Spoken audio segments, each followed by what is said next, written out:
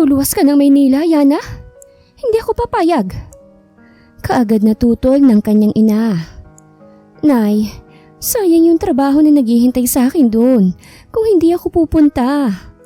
Marami kang pwedeng pasukan dito sa probinsya natin kung gusto mo talagang magtrabaho. Anya ng kanyang ina. Nay, iba ho ang sahod sa Maynila kesa dito sa atin. Mas malaki ang sahod doon kesa dito sa atin. Basta, malaki man yan o malaki. Basta't hindi ako papayag na luluwas ka ng Maynila. Period. Anya.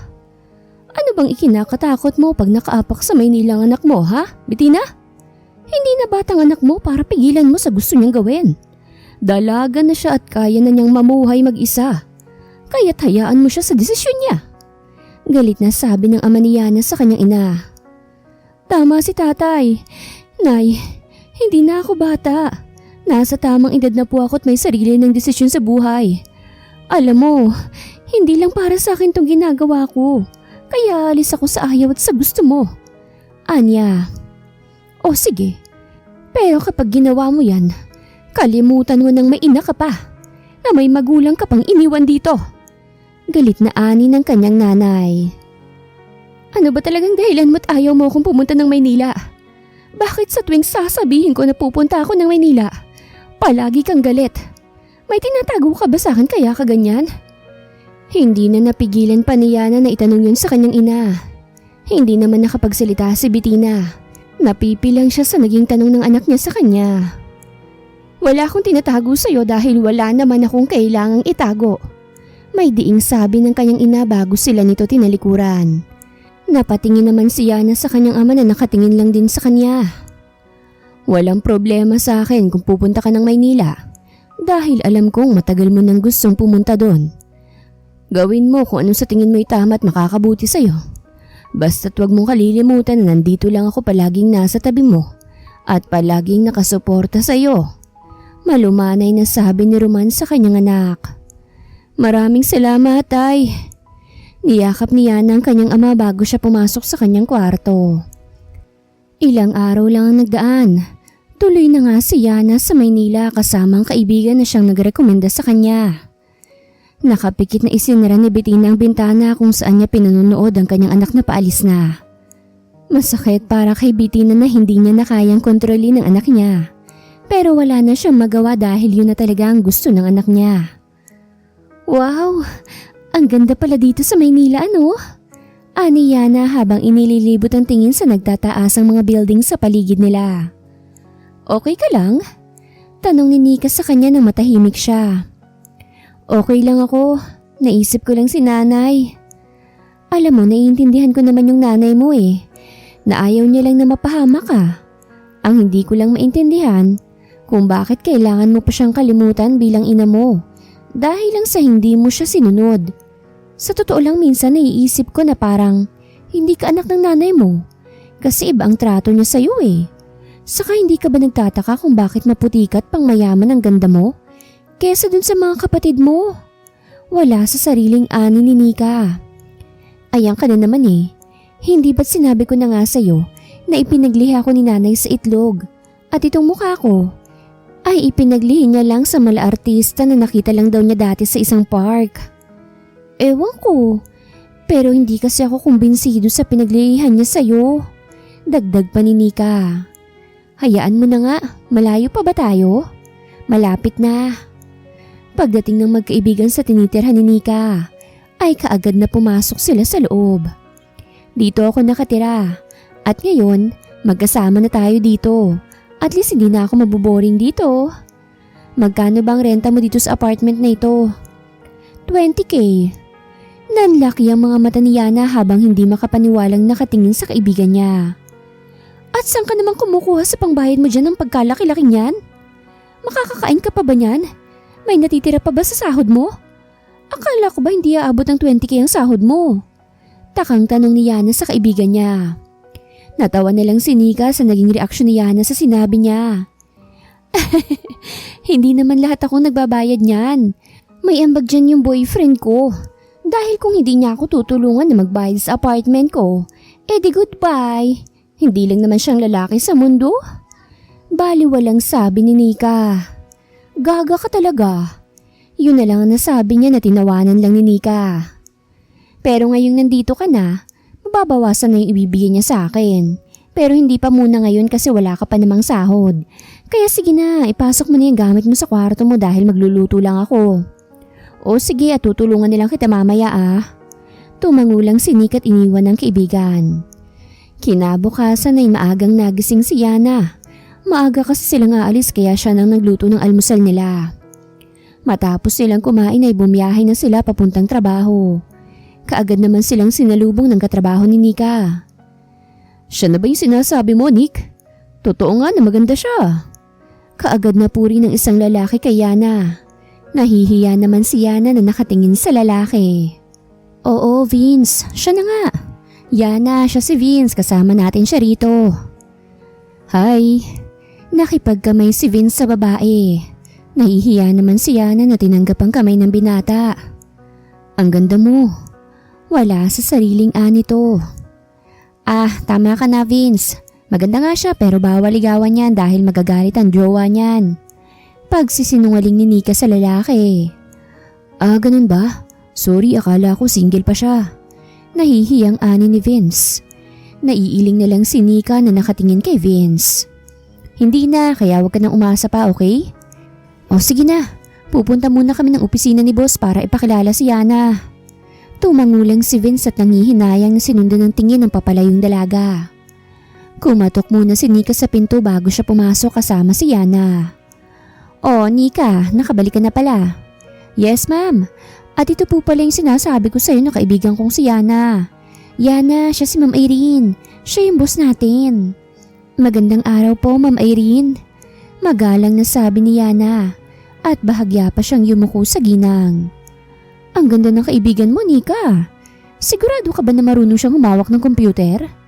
Tanong ni Irene dahil parang hindi kasi marunong si Yana sa tingin niya.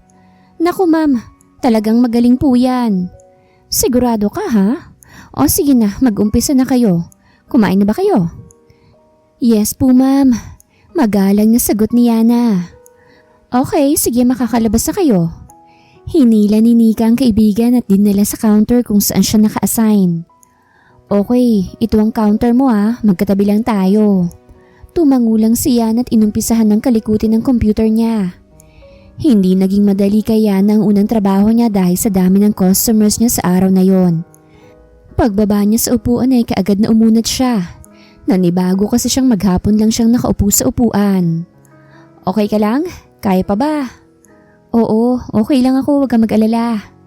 Ngumiti pa siya ng tipid sa kaibigan. Okay, alika na. Yaya ni Nika. Tapos na kasi silang kolektahin ang pera na nasa counter nila. Nakakatakot talaga pag nasa counter ka naka-assign no? Dahil isang mali mo lang ay kaltas kagad sa sahod natin ang mawawala. Tama ka dyan, pero sa tagal ko na sa trabaho ko, nakasanayan ko na lang magbilang ng pera tuwing gabi. Ani Nika. At alam kong masasanay ka rin. Siguro. Ani Yana, habang batid sa boses niyang pagod. Kakain na lang tayo sa labas para pagdating natin sa bahay makakapagpahinga na tayo kagad. Suggest ni Nika. May pera ka pa ba dyan? Oo, kasya pa to, kaya halika na. Nika! Napasigaw sa takot si Yana nang muntik nang mahagip ng isang sasakyan ng kaibigan niya. Okay ka lang ba, Nika? Niyugyug ni Yana ang balikat ng kaibigan. Saka pa lang ito nakabalik sa ulirat. Buhay pa pala ako? Anya nito. Sira ka, tinakot mo ko, okay ka lang ba? Oo, okay lang ako. Saka palang nakahinga ng maluwag si Yana dahil sa narinig. Samantalang naiiling naman si Greg dahil sa ginawa ni Kalex nang muntik na nitong bunduli ng isang babae. Sa dating tambayan nila dumiretso dahil gutom na raw itong si Kalex.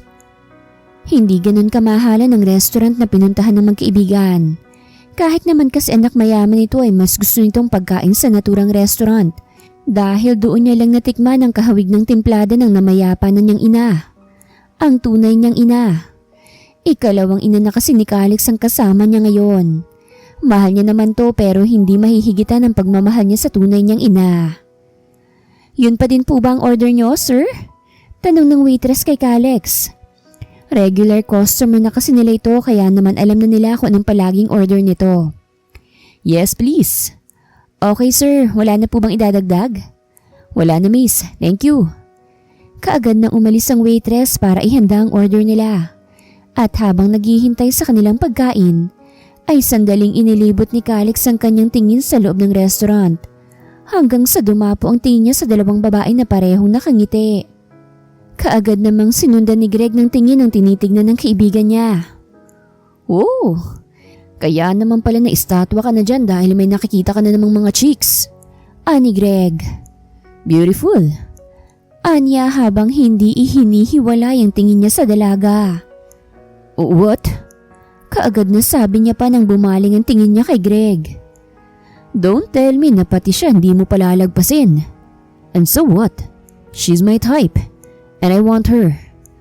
Makahulog ang ani ni Kalex. Magsasalita pa sana si Greg nang dumating na ang kanilang order. Matapos kumain nila Nika at Yana, ay kaagad na tumayo na sila at handa na sanang umalis. Nang biglang may humarang sa daraanan nila. Excuse me, dadaan po kami. Ani Yana at hindi pinansin ng lalaking nakatitig sa kanya.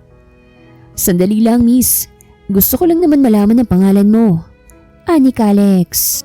I'm sorry sir pero hindi ako nagbibigay ng pangalan ko sa isang estranghero. At kung pwede padaanin mo na kami dahil pinagtitinginan na tayo ng ibang mga customers. Hinawi ni Yana ang lalaki pero bigla siya nitong hinawakan sa tagiliran. Kaya dalawang sampal kagad ang dumapo sa mukha niya. Bastos! Galit na sabi ni Yana bago tinabig ang kamay ng binata. At walang paalam na iniwan to. Gustong matawan ni Greg sa sinapit ng kaibigan. Pero pinipigilan niyang kanyang sarili dahil baka sa kanya pa ito magalit. I'll wait to see you again, Miss Beautiful. Mahinang bulong ni Kalex at hindi ininda ang sampal ng dalaga sa mukha niya. Agad namang nanibago si Greg kay Kalex. Unang pagkakataon kasi na hindi ito nag-react na sinampal siya ng isang babae. Nakarating sa kanilang apartment sila Yana na wala sa mudang dalaga. Kahit si Nika hindi makamove on sa nangyari. Grabe! Hindi ko akalain na nagawa mo yun sa lalaking yun. Hindi mo ba nakita na sobrang gwapo niya? Wala akong pakialam kung gwapo pa siya, Nika. Pinakaayaw ko sa lalaki yung bastos at walang respeto sa babae. Ani Yana. Well, may tama ka naman talaga doon. Sang-ayon ni Nika. Dahil kung siyang nasa kalagayan ni Yana, yun din naman ang gagawin niya. Nagdaan pa ang ilang araw. Ang akala ni Yana, hindi na niya makikita pa ang lalaking sinampal sa restaurant. Pero nagkamali siya dahil nasa counter niya ito mismo ngayon. So, dito ka pala nagtatrabaho? Anya sa dalaga. Miss Yana Marbelis. Nagulat nung una ang dalaga nang makita niya si Kalex. Pero kalaunan ay sumeryoso din ito. Kung wala kang ipapa-counter sir, umalis ka na. Dahil marami pa pong nakapila sa likod mo. Seryosong sabi niya sa binata. At hindi pinansin ang tingin na ipinukol nito sa kanya. Okay, but I'll wait sa labas nitong pinagtatrabahuhan mo. Ani Kalex. Gusto pa sana niyang makausap ang dalaga pero sa trabaho nito, alam niyang hindi niya ito basta-bastang makakausap. Tulad ng una, matapos ang duty ni Yana at Nika ay sa labas na lang sila kumain. Hoy, nakita ko yung lalaki kanina. Ano nga bang pangalan nun? Ewan ko at wala akong balak na alamin. Ani Yana. Pero tingin ko ikaw talagang sadya niya. Nakangusong ani ni Nika sa lalaking nakasandal sa isang sasakyan. Hi, I'm sorry. Hindi alam ni Kalex kung bakit parang nabubulol siya kapag ang dalagang kausap niya. Wala ka namang kasalanan sa akin, hindi ba? Kaya wala kang dapat na ihingi ng sorry.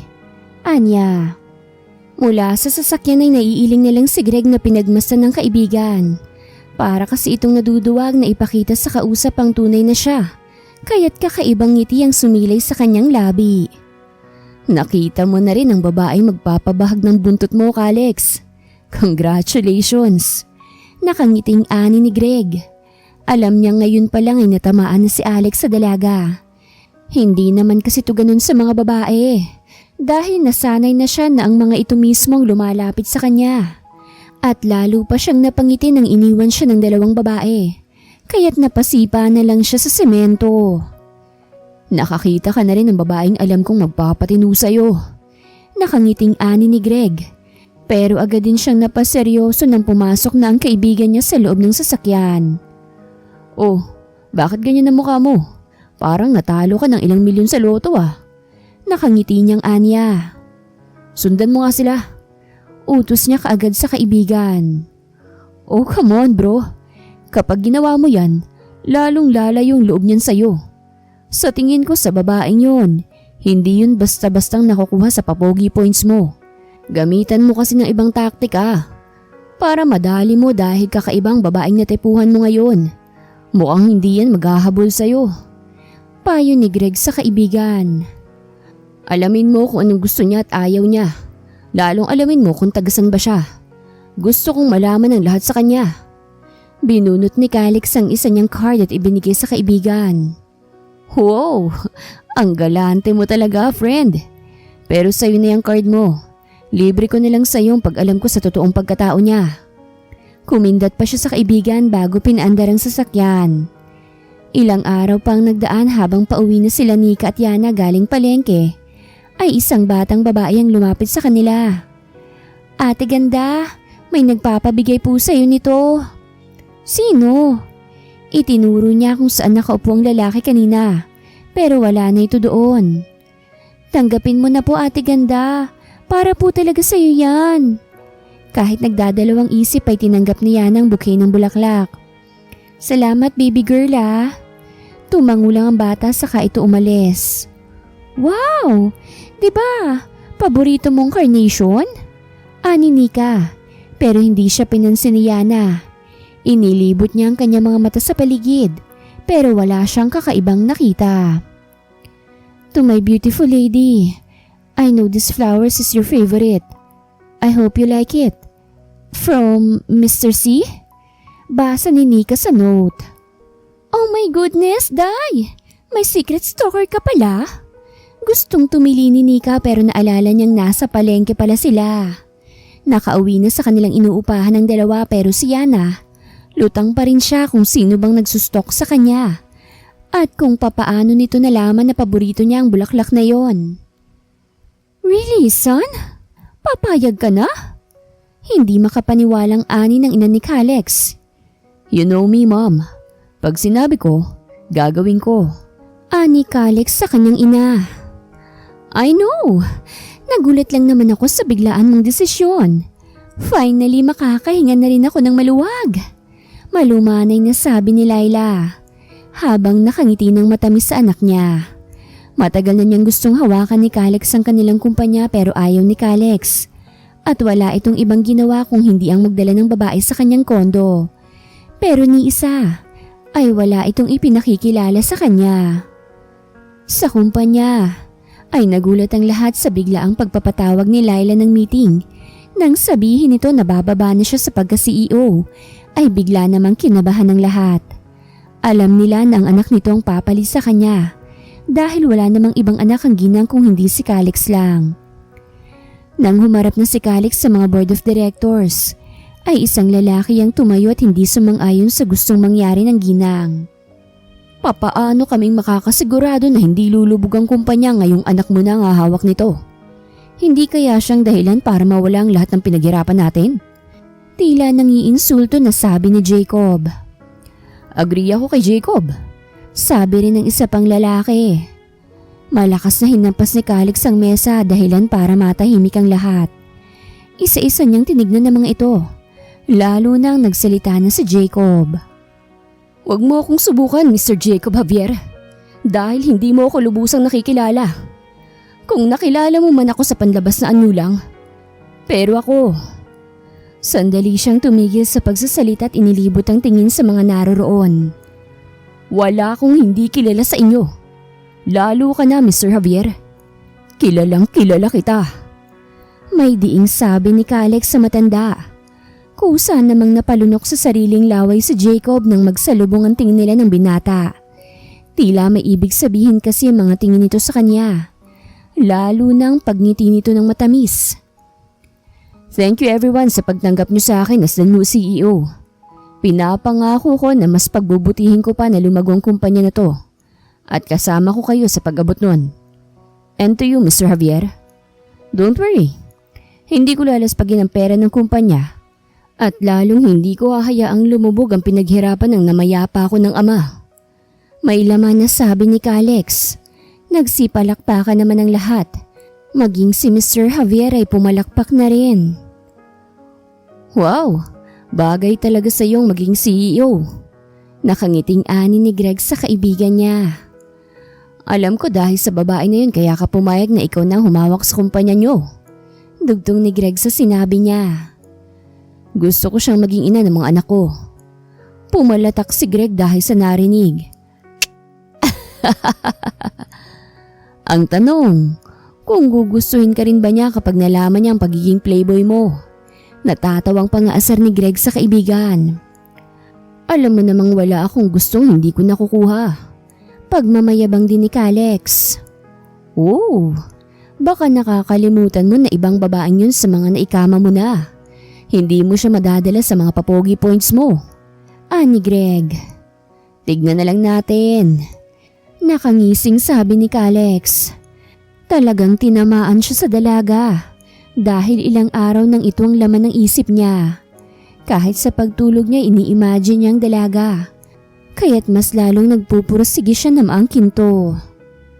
Mula sa labas ng pinagtatrabahuhan ni Yana ay maraming babae ang nagsitilian. Kaya't pati si Yana at Nika na papauwi na ay naintriga kung sino bang tinitilian ng mga babae. Nang makita ni Kalex ang hinihintay niya ay kaagad na naglakad siya papunta sa dalaga. Nanlaki naman ang mga mata ni Yana nang makilalang lalaki na papunta sa kinaroroonan niya. Walang pasabi na hinapit ni Kalex ang katawan ng dalaga sa harap ng mga kababaihan na naroroon. Kanina pa kasi siyang naghihintay na lumabas si Yana. Bitiwan mo nga ako, ano ba? May diing sabi ni Yana nang makabawi siya sa pagkabigla. Pero sa halip na sagutin ay hinarap lang siya ng lalaki. Kanina pa ako nabibingi sa kakatili ng mga babae rito. Wala akong pakialam dahil hindi naman kita kaano-ano. Anya ng dalagat masama ang tingin ng ipinukol niya sa binata. Kahit sinika sa likuran ng kaibigan ay hindi rin nakareact. Let's go, dahil kanina pang may lalaking panay ang tingin sa'yo. Bulong ni Kalex sa dalaga. Agad namang sinundan ni Yana ng tingin ng tinitignan ng lalaki. At tama nga ito dahil sa kanila nakatingin ng lalaki. Mauna na kayong pumasok sa kotse dahil pupuntahan ko lang yung lalaking yun. Ani Kalex sabay bitaw niya sa bewang ng dalaga. Sa takot ni Yana na masamang taong nakabantay sa kanila, ay mabilis siyang lumingon kay Nika at sinenyasan nito na sumunod na sa kanya. Mula sa bintana ng sasakyan, ay kita ni Yana at Nika ang pagtakbo ng lalaki na nakasombrero at mabilis sa sumakay sa naghihintay sa kanyang sasakyan. Sino yun? Takang tanong ni Nika sa kaibigan niya. Hindi ko rin alam, Nick, pero natatakot ako. Parang gusto ko nilang bumalik sa probinsya. Mahinang ani ni Yana. Pagbalik ni Kalex sa loob ng sasakyan ay para siyang walang kasama. Dahil sobrang tahimik ng dalawang babaeng nasa backseat nakaupo. Are you two okay? Nagkatinginan muna ang dalawa at para bang sinasabi kung sino ang unang magsasalita sa kanila. Bakit mo ba ito ginagawa? Tanong ni Yana sa binata. Sasagutin ko ang tanong mo pero hindi dito. Let's go, Manong. Utos ni Kalex sa kanyang driver. Pagdating sa kanilang apartment, ay nauna nang bumaba si Nika. Ganon din ang driver ni Kalex. Kaya silang dalawa na lang naiwan sa loob ng kotse. Ano bang kailangan mo sa akin? Bakit ba palagi kang nakasunod sa akin? Kaagad na tanong ni Yana nang sila na lang dalawa. Gusto kita, Yana. Yan ang dahilan. Ani Kalex. Hindi kita gusto at wala akong balak na magkagusto sa isang katulad mo. May diing sabi ni Yana.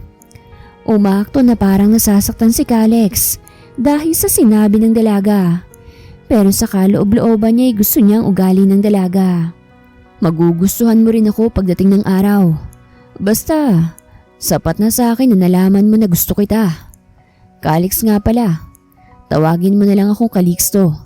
At tanging ikaw lamang ang pinapayagan ko na tumawag sa akin yan. Pagtatapat ng binata. Wala ka na bang ibang sasabihin? Pwede na ba akong lumabas? Napilitan ng i-unlock ni Calix ang pinto. Ayaw niyang mas umilag pa sa kanyang dalaga kaya't hinayaan niya itong makalabas. Wait! Napahinto sa paghakbang si Yana nang tawagin siyang muli ng binata. Inis na nilingon naman niya ito't sinamaan ng tingin. Hindi ka pa ba tapos? Give me your number. Para ano? Para makonta kita pag gusto kitang tawagan. Inis na kinuha ni Yana ang cellphone ng binata at inilagay ang number niya. Nang maibigay niya ito kay Calix ay kaagad na tumunog ang cellphone na nasa loob ng bag niya. Kontento ka na? Pwede na ba akong makaalis? Nakangiti na tumango si Calix at kaagad na sinenyasan ng driver na pumasok na. Ito na ba siya? Wala sa sariling sabi ni Nika habang nakatingin sa hawak niyang cellphone. Ni-research niya ang pangalan ni Calix sa internet at napanganga siya nang makita kung sino si Calix. Kaya naman pala ganun siya dahil tinaguri ang playboy pala siya. At wala akong balak na maging biktima niya. Ani Yana, lalo lang na lumayo ang loob niya nang malaman ng tungkol kay Calix. Walang puwang sa puso ng mga mayayaman ang katulad nating mahihirap. Kaya't huwag kang mangarap na may manliligaw sa'yo na mayaman. Dahil lahat ng mayayaman, katawan lamang natin ang gusto. At pagkatapos ay iiwanan na tayo kaya't umiwas ka sa kanila. Naalala ni Yana ang sinabi noon ng ina sa kanya. Ilang araw pang nagdaan sa opisina ni Calix. Habang busy siya biglang pumasok ang isang magandang babae. Hi! You miss me? Kaagad na inilingkis ng dalaga ang kamay sa leeg ng binata at siniil to ng halik. Pero sa halip na tugunin ng halik niya itinulak pa siya ni Calix. Dahilan para kumalas siya dito. What's wrong? May problema ba?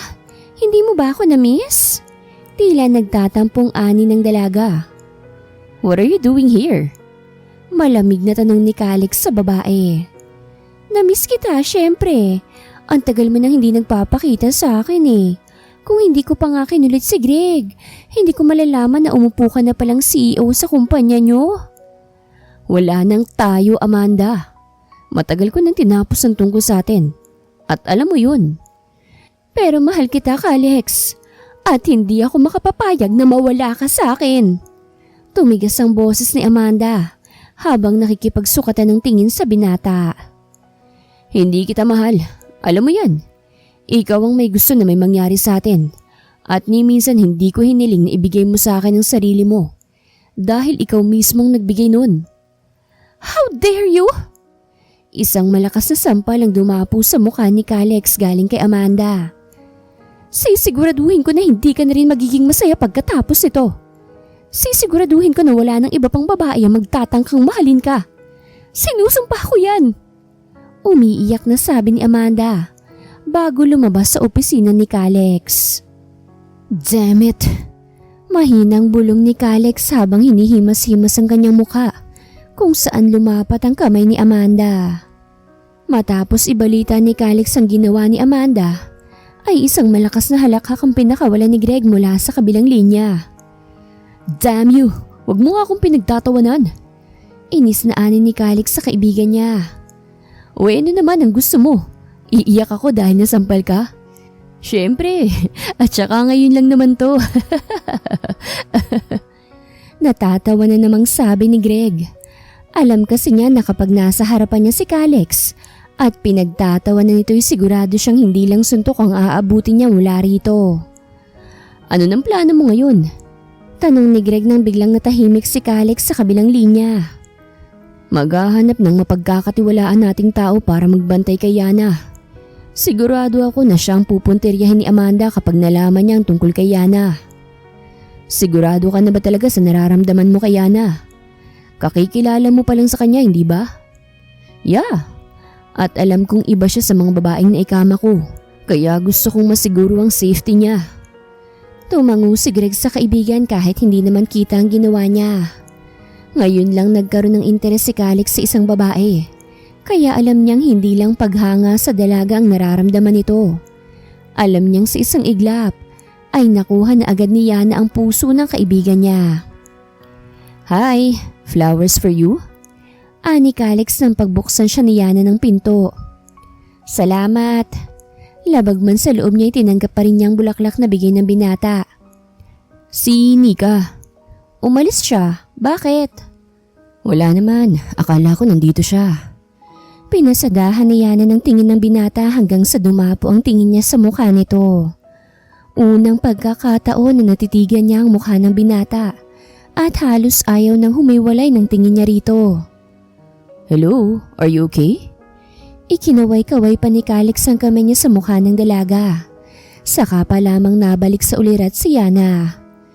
Mabilis na nag-iwas siya ng tingin sa binata at kaagad na lumayo siya dito. Ramdam na ramdam ni Calix ang pagkailag ng dalaga sa kanya, pero hindi siya nawala ng pag-asa dahil tanging kay Yana lamang siya naging ganon. "Aalis na ako, napadaan lang kasi ako rito. At oo nga pala, may dadaluhan akong birthday party at gusto ko sanang ikaw ang kasama ko sa Sabado. Sana pumayag ka." Pagpapakumbaba na sabi ni Calix. "Hindi mo ako girlfriend, Calix. Alam kong maraming babaeng nagkakandara pa sa'yo. Bakit hindi nilang silang isama mo? At least sila, tulad mo na mayaman at hindi mo ikakahiya kapag may nagtanong kung saan ang kansya galing. Isa pa, walang puwang ang mahihirap sa inyong mayayaman. Kaya kung maaari dumistansya ka na sana sa akin dahil hindi ko masusuklian ang pagmamahal mong sinasabi." Diretsahang sabi ni Yana sa binata. Unang pagkakataon na may babaeng nagsabi ng ganun kay Calix. At si Yana pa, kaya't kahit na pinipiga ang puso niya dahil sa sakit, ay tiniis niya alang-alang sa pagmamahal niya sa dalaga. Para sa dalaga, handa siyang magbago kung ito lang ang paraan para mahalin siya nito. Hindi na pinatulan pa ni Calix ang sinabi ng dalaga. Hinayaan na lang niya ito at hindi na kinulit pa, hanggang sa nagpaalam na lang siya na aalis na. "What? Pero bakit? Di ba, isa ka sa mga imbitado dun?" Ani Greg sa kanyang kaibigan. "Yeah, pero mas may importante pa akong gagawin." Ani Calix. "Okay, ikaw ang bahala. Basta kung hindi ka pupunta, hindi na rin ako pupunta." Ani Greg. Hindi na kumibo pa si Calix at ibinalik na lang sa hawak niyang mga papel ang kanyang tingin. Samantalang sa isang magarang bahay, ay laglag ang balikat ni Imelda nang wala pa ring nakuhang impormasyon ng tauhan niya tungkol sa pinagagawa niya rito. "Huwag kang tumigil sa paghahanap sa kanya. Alam kong makikita't makikita mo siya." Anya sa kaharap niyang tauhan. "Lahat po ay gagawin ko, senyora. Sa ngayon ay aalis na po muna ako. Tatawag na lang po ako kapag may impormasyon na ako tungkol sa pinapahanap mo." Anya.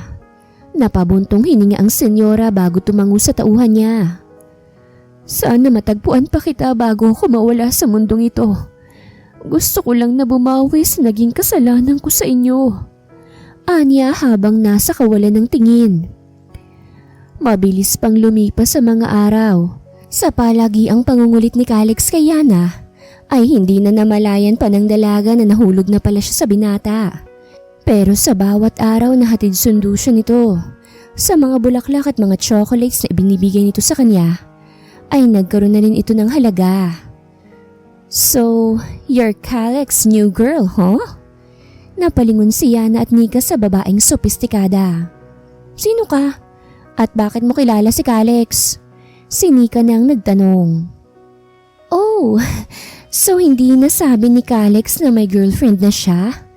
Anyways, ako na lang magpapakilala sa'yo. I'm Amanda, Calix's girlfriend." Nakangiting ani ni Amanda at nakipagkamay pa kay Yana. Ngunit hindi tinanggap ng dalaga ang kamay ni Amanda. "Oh, sorry kung nabigla kita. But I'm sure na ayaw lang ni Alex na magkagulo kami. Kaya hindi niya sinabi sa'yo ang lahat. Pero okay lang naman ako eh. At least alam ko na hindi naman pala kita kalibel." Anya na tila nagyayabang pa ito kay Yana at Nika. Nang dumating si Calix na siyang sumundo kay Yana at Nika, ay mabilis na pumara ng taxi si Yana at doon sila sumakay ni Nika. "Hey, what's happening?" Nagtatakang tanong ni Calix. Pero kaagad nang nakaalis ang taxi kaya no choice si Calix kung hindi ang sumunod na lang sa mga ito. "Pwede ko ba siyang makausap?" Mahinahong tanong ni Calix kay Nika nang pagbuksan siya nito ng pinto. "I'm sorry Calix, pero ayaw ka na muna niyang makita ngayon. Pasensya ka na, bumalik ka nilang siguro kung okay na siya." "Ano ba kasing dahilan bakit nagkakaganon siya?" Tanong ni Calix sa dalaga. Ayaw sanang sabihin ni Nika ang totoo pero nasasaktan din siya kapag nasasaktan ng kaibigan niya. "Amanda!" Naikuyom ni Calix ang kamao niya nang marinig ang sinabi ni Nika. "Can I talk to her? Gusto ko lang magpaliwanag sa kanya." Anya na nakikiusap sa dalaga. Agad namang napatango si Nika at pinapasok na ang binata. "Bukas yan, Nick." Mahinang ani ni Yana nang may kumatok. Hindi na siya nag-abala pa na tignan kung sinong pumasok dahil wala namang ibang tao doon. "Kung tungkol sa kanya na naman ang pag-uusapan natin, huwag mo nang ituloy." Anya. "Matagal na kaming hiwalay ni Amanda." Napaangat ng tingin si Yana ng ibang boses ang narinig niya. "Anong ginagawa mo rito? Di ba dapat nandun ka sa girlfriend mo?" "Nagsiselos ka ba sa kanya?" "Bakit naman ako magsiselos sa kanya? Wala namang tayo. Isa pa, girlfriend mo yun. Kaya dapat siyang magselos, hindi ako." "Really? Kung meron bang tayo, magsiselos ka na." "Nasisiraan ka na." Anya sa binata. "Yeah, and that's because of you. Sa'yo lang naman ako naging ganito. At dahil lang sa'yo kaya gusto kong magbago. Gusto kong ayusin ang sarili ko dahil ayokong ayawan mo ko. I know na alam mo kung sino ako. But you didn't know how much I love you. Please give me a chance para patunayan ko sa'yo kung gaano kitang kamahal." Nakikiusap na sabi ni Calix sa dalaga. "May girlfriend ka na?" "Sinabi ko na sa'yo na hindi ko na siya girlfriend. Ginawa niya lang yun para sirain ang tiwala mo sa akin. And please, subukan mong bigyan ako ng chance nang malaman mo na totoo ang sinasabi ko sa'yo." "Sigurado ka ba na hindi mo na siya girlfriend?" "Yes." Sabay tango ni Calix sa dalaga. "Okay, sinasagot na kita. Basta't ipangako mo lang na hindi ko pagsisisihan itong pagsagot ko sa'yo Anya ng dalaga. Kulang na lang tumalon dahil sa tuwa si Calix. Unang pagkakataon na nakaramdam siya ng ganung saya. At kaya na niya lang yun naramdaman. Mabilis na lumipas ang mga araw. Walang pasok kaya't nasa apartment lang nila si Yana habang wala naman si Nika. "Sandali lang may kumakatok. Babalikan kita." Ani Yana kay Calix. "Sandali, baka kung sino na yan." Nag-aalang ang ani ni Calix. Alam niya kasi na nasa paligid lang si Amanda. "Huwag kang mag-alala, nasa paligid naman yung mga tauhan mo, hindi ba?" Napatango naman si Calix sa dalaga. Tulad nung una, ay may iniwan pa rin siyang tauhan para bantayan si Yana habang wala siya. Palagi rin itong nakasunod sa kanya kung papasok siya. "Nay?" Gulat ang reaksyon ni Yana nang makita ang kanyang ina. "Hindi mo ba ako papapasukin?" Anya ng kanyang ina. "Si nanay talaga." Niyakap muna ni Yana ang kanyang ina bago siya nagmano dito. Saka pa lamang ito nakapasok. "Sino kasama mo rito?" "Kami lang po dito ni Nika, Nay. Pero wala siya ngayon dahil may lakad siya. Halika't maupo ka muna rito. Mabuti naman po't dinalaw mo ko dito. Isinama mo sana si tatay at ang dalawa kong kapatid para makapag-bonding naman tayo." Anya sa kanyang ina. "Alam mo naman na ayaw iwan ng tatay mong pananim niya doon." Ani Bettina sa anak niya. "Kung sa bagay, kumain ka na ba? Ipagluluto kita." Nakangiting ani ni Yana. Kaagad namang tumango si Bettina sa anak niya. Mula sa kabilang linya ay dinig ni Calix ang pinag-uusapan ng dalawa. Tila nakalimutan na kasi ni Yana na nasa kabilang linya pa siya. At dahil naging busy na ito, ay pinatay na lang niya ang tawag at hinayaan ng dalaga na makasama ang kanyang ina. Alam mo ba, Nay? Lumaki ng sahod ko nitong buwan lang. Pagbibida ni Yana sa sahod niya. Talaga ba? Abay kaya pala lumaki na rin ang pinapadala mo sa probinsya eh. Opo. Hindi mo naman kailangang ipadalang lahat ng sahod mo sa amin, Yana. May pangangailangan ka rin dito na kailangan mong matugunan.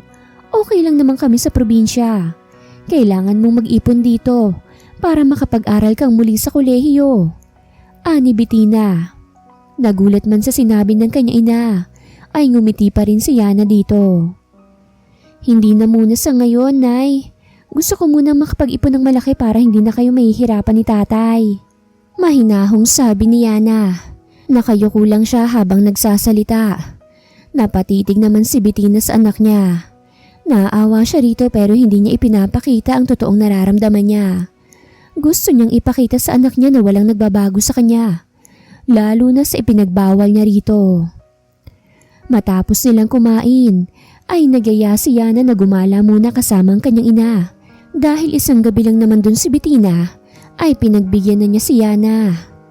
Ito Nay, bagay ito sa'yo. Tignan mo. Ay, wag yan, ang mahal-mahal niyan. May mga bargain naman yata sila dito. Doon na lang tayo mamili. Tanggi kagad ni Bettina kay Yana. Ayan ka na naman, Nay eh. Sige na, kunin mo na to. Bagay to sa'yo. Ikukuha ko rin si tatay at ang mga kapatid ko. Hindi matanggihan ni Bettina ang anak, kaya't hinayaan na lang niya ito. Bettina, ikaw nga. My goodness.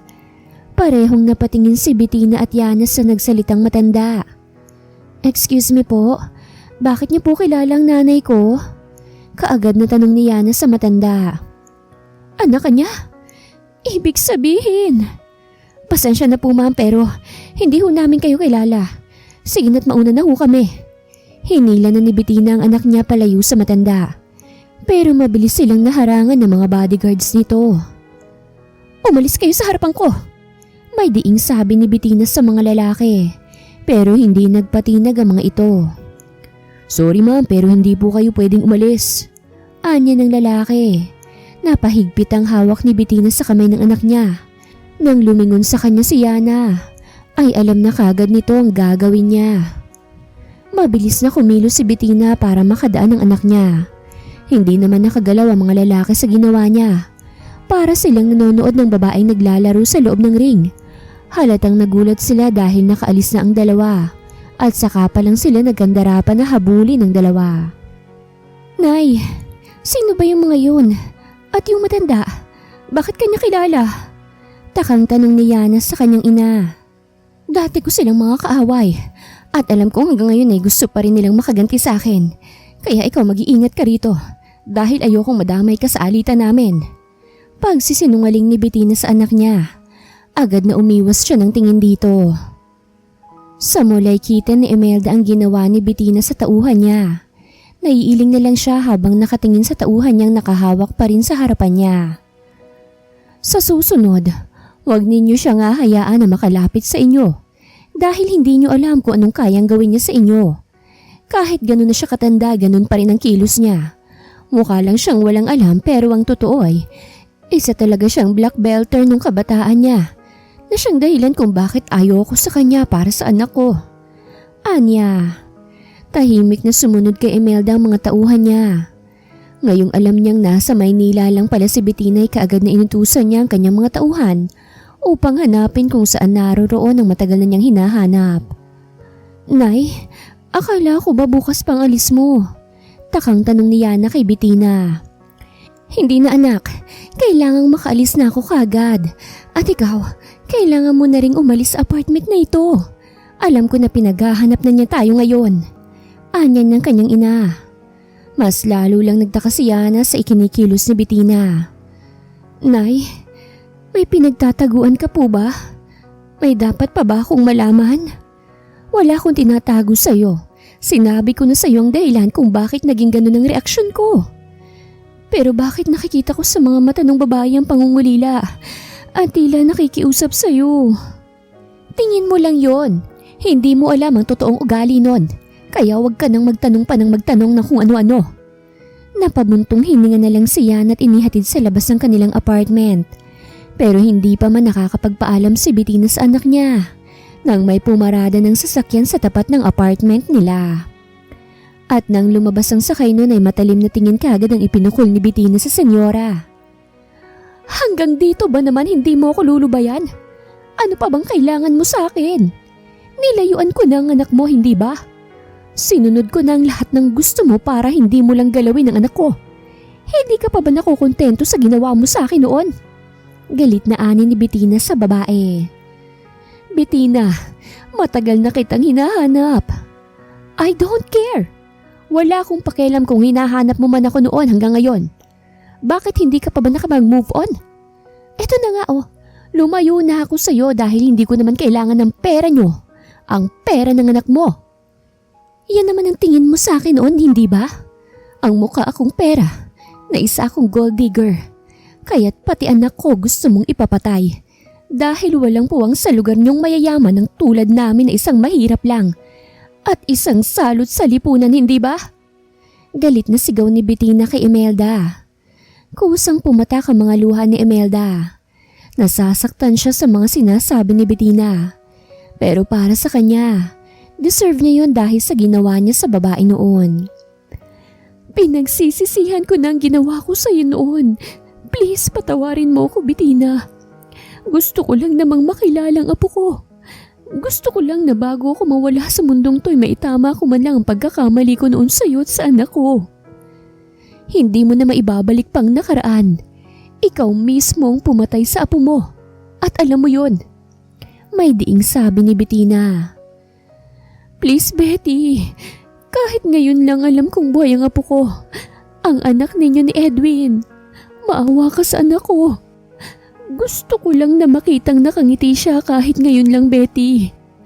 Matagal ka na niyang hinahanap. Pero nung huli na hinanap ka niya na aksidente na siya. At hindi na siya makalakad hanggang ngayon. Umiiyak na ani ng senyora. Naikuyom ni Betty ang kamay niya dahil sa narinig. Ilang taon niyang hinintay na hanapin siya ni Edwin. Ang akala niya noon ay wala nang pakialam ang lalaki sa kanya. Na baka nalaso na ng ina niya ang isip nito. Yun pala'y na aksidente ito sa kakahanap sa kanya. Masaya ka na ba na nakita mong ganyan ang kalagayan ng anak mo? Ikaw ang nagtulak sa kanya para maging ganyan siya. Dahil wala kang kwenta. Lalo lang nadagdagan ang galit ni Betty kay Senyora Imelda dahil sa nalaman niya.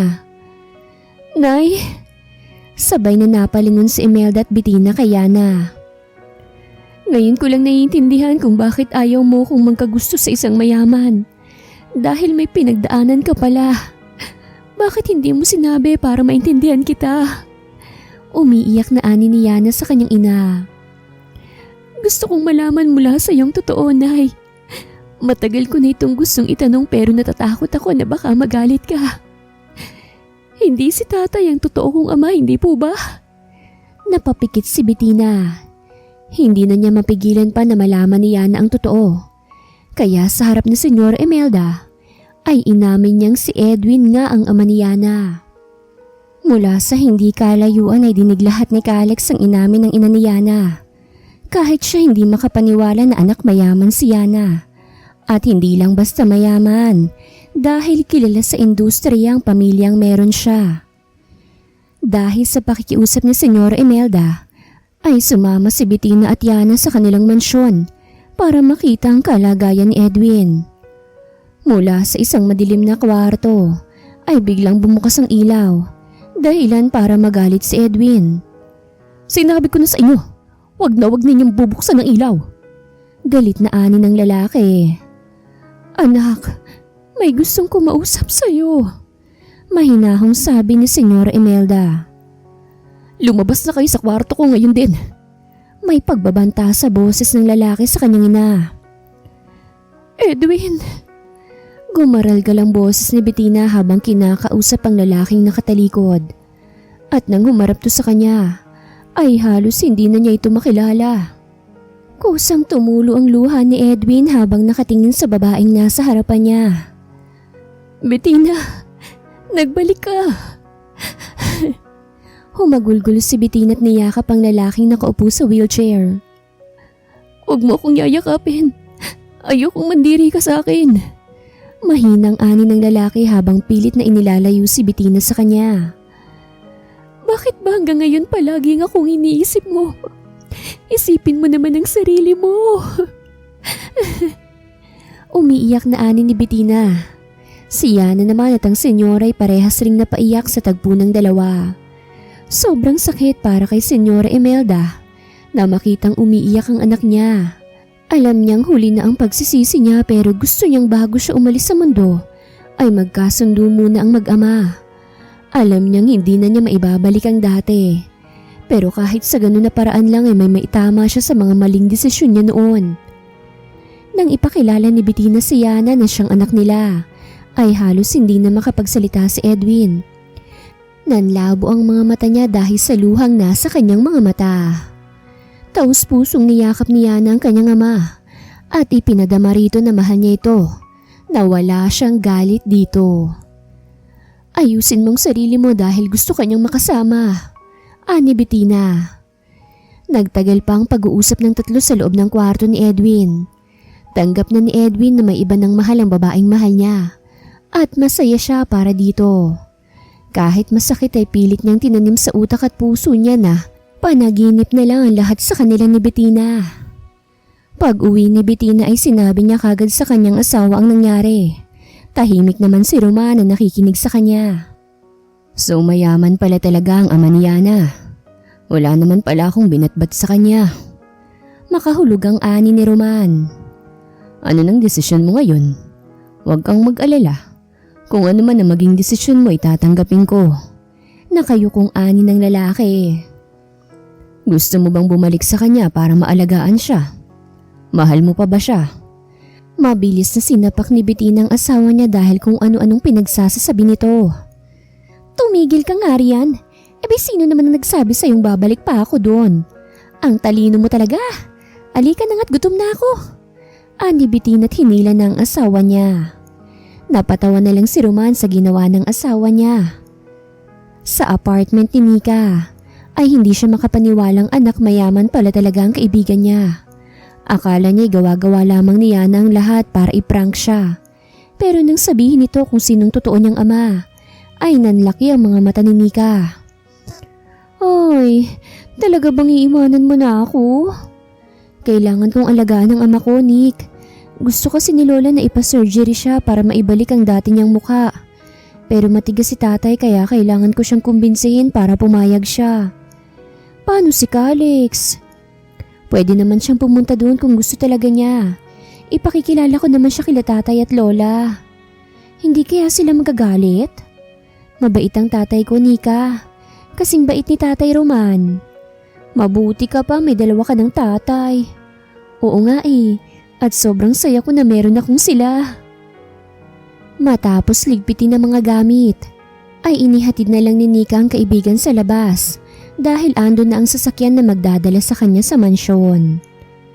Sa palaging pangungulit ni Yana sa kanyang ama, ay napapayag niya rin to na magpa-plastic surgery sa ibang bansa para maibalik ang dati niyang muka. Halos beklat na kasi ang mukha nito gawa ng pagka-aksidente niya. Papayag ako, pero sa isang kondisyon, ani Edwin. Anong kondisyon naman po yun, Itay? Gusto kong mag-aral ka rin sa ibang bansa. Alam kong matagal mo ng pangarap na makapagtapos, kaya't mag-aral ka doon habang nandun pa tayo. Nayakap ni Yana ang kanyang ama dahil sa tuwa. Iniisip na lang niya si Calix. Huwag kang mag-alala. Mahal ka ni Calix, kaya't kung ano man ang makakabuti sa iyo ay sasang-ayon yun. Ani Edwin. Kilala na nito si Calix dahil ilang beses na itong pumunta sa kanilang mansyon. Wala namang problema sa kanilang relasyon ng dalawa dahil may tiwala naman sila kay Calix. Matapos ipaalam sa kanyang ina na aalis sila ay kaagad na bumiyahe si Yana at ang kanyang ama sa Australia kung saan doon ito magpapa-plastic surgery. Hey, pwedeng pumasok? Halos makita na ang hita ni Amanda sa iksi ng suot niya. What are you doing here? Oh, come on, Calix. Alam kong nasa ibang bansa ngayon ng girlfriend mo. Kaya't malaya kang gawin kung ano man ang gusto mo sa akin. Alam kong hindi ka makakatiis na walang makasiping sa loob ng ilang buwan. Kaya't ako nandito para pasayahin ka. Namimiss na rin kita eh. Sabay upo ni Amanda sa harapan ni Kalex. Oh, come on, Kalex. Siniil ni Amanda ng halikang labi ng binata. Kaagad namang gumalaw ang kaibigan niya sa baba dahilan para mapangiti si Amanda. Ganyan nga, Kalex. Anya sa kanyang isip habang patuloy na nakipaghalikan siya sa binata. Kalex. Mahinang halinghing ni Amanda habang sambit ang pangalan ng binata. Nagulat na lang si Amanda nang bigla siyang itulak ni Kalex. Dahilan para mapaupo siya sa sahig. What the hell are you doing? Bakit mo ako tinulak?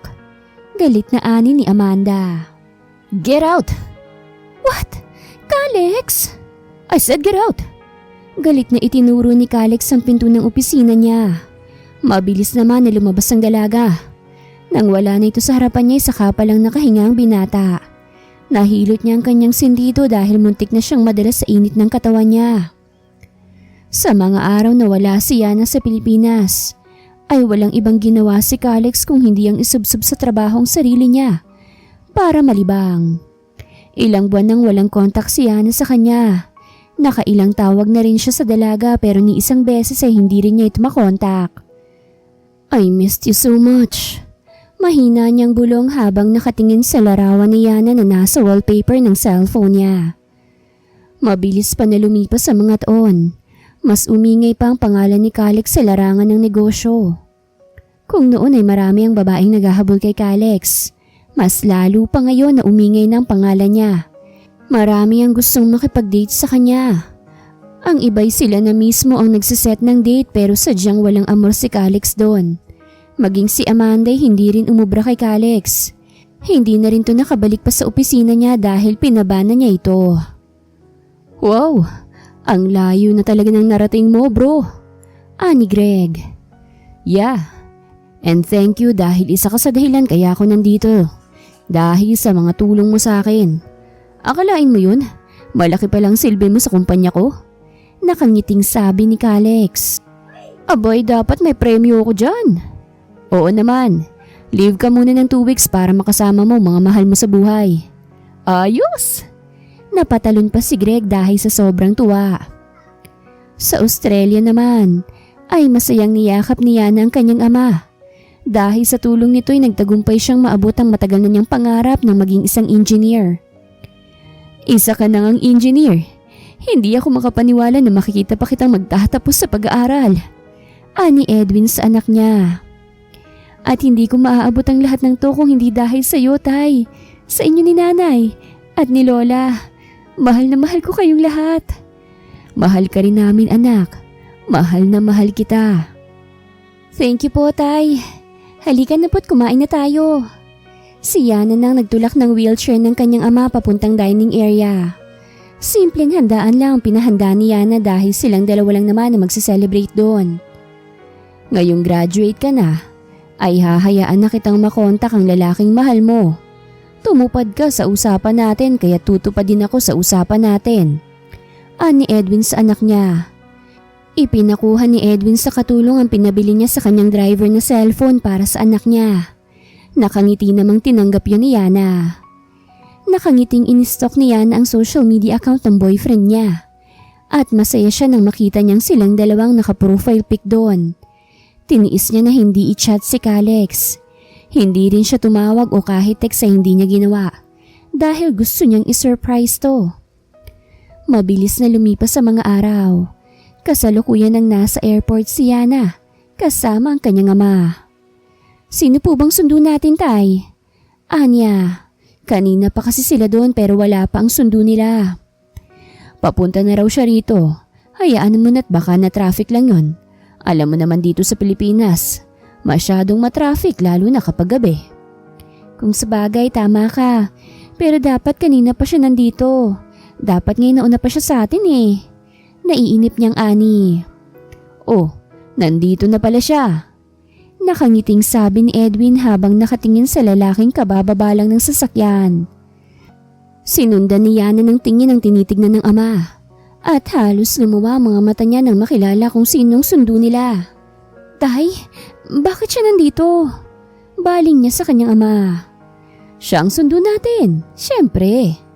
Pero tay, hi, flowers for you. Nakangiting ani ni Kalex. Ang daya niyo pinagkaisahan niyo ako. Natawa na lang si Kalex sa sinabi ng nobya niya. Mabilis niya itong niyakap at pinatakan ng halik ang noon nito. Na-surprise ba kita? Nakangiting anya ng binata. Natawa na lang din si Yana. Sa halip kasi na si Kalex ang isurprise niya, ay nagkabaliktad pa.